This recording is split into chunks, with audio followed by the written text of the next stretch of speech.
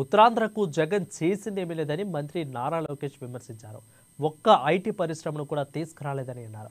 ప్రధాని మోదీ పర్యటనపై సమీక్ష అనంతరం విశాఖలో ఆయన మీడియాతో మాట్లాడారు. కియా పరిశ్రమను తీసుకొచ్చింది చంద్రబాబే. వైకాపా పాలనలో రాష్ట్రం నుంచి కంపెనీలు తరలిపోయాయి. గతంలో సిపిఎస్ రద్దు చేస్తామని చెప్పారు. చేశారా? ప్రస్తుతం దేశంలో భారీగా పింఛన్ ఇస్తుంది ఏపీనే. గత ప్రభుత్వం పెట్టిన బకాయిలు మేము చెల్లిస్తున్నాం. గాడి తప్పిన పాలనను సరైన దారిలో పెడుతున్నాం.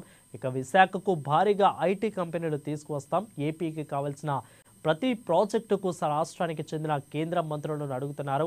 అన్ని ప్రాంతాలకు నీరు అందించే బాధ్యతను కూటమి ప్రభుత్వం తీసుకుంటుందని లోకేష్ మీడియా ముఖంగా తెలిపారు. తారీఖు నాడు ప్రధానమంత్రి గారు ఆంధ్ర రాష్ట్రానికి వస్తడం జరుగుతుంది. దాంట్లో భాగంగా సుమారు 1 కిలోమీటర్ రోడ్ షో ఉంది. దాని తర్వాత అనేక అభివృద్ధి కార్యక్రమాలకి ప్రధానమంత్రి గారు శంకుస్థాపన కూడా చేస్తుంది. 2014 నుంచి ఎన్డీఏ ప్రభుత్వం నినాదం ఒకే రాష్ట్రం ఒకే రాజధాని కానీ అభివృద్ధి వికేంద్రీకరణ. దాంట్లో భాగంగా దాదాపు 5 కార్యక్రమాలు ఆనాడు శ్రీకారం చుట్టారు.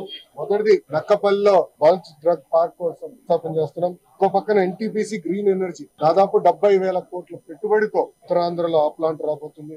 నెల్లూరుకు వచ్చే గల మన చెన్నై విశాఖపట్నం ఇండస్ట్రియల్ కారిడార్ లో క్రిస్ సిటీ కృష్ణపట్నంలో ఒక నోడ్ కేంద్ర ప్రభుత్వం శాంక్షన్ చేసింది, నిధులు కూడా కేటాయించింది. ఆ నోడ్ వల్ల అనేక పెట్టుబడులు వస్తాయి, లక్షలాది మందికి ఉద్యోగాలు కూడా కల్పించగలుగుతాం. ఆ నోడ్ కూడా శంకుస్థాపన చేస్తాం జరుగుతుంది. ఇంకో పక్కన నేషనల్ హైవే ఆధ్వర్యంలో అనేక కార్యక్రమాలు చేపట్టడం జరుగుతుంది. దాంట్లో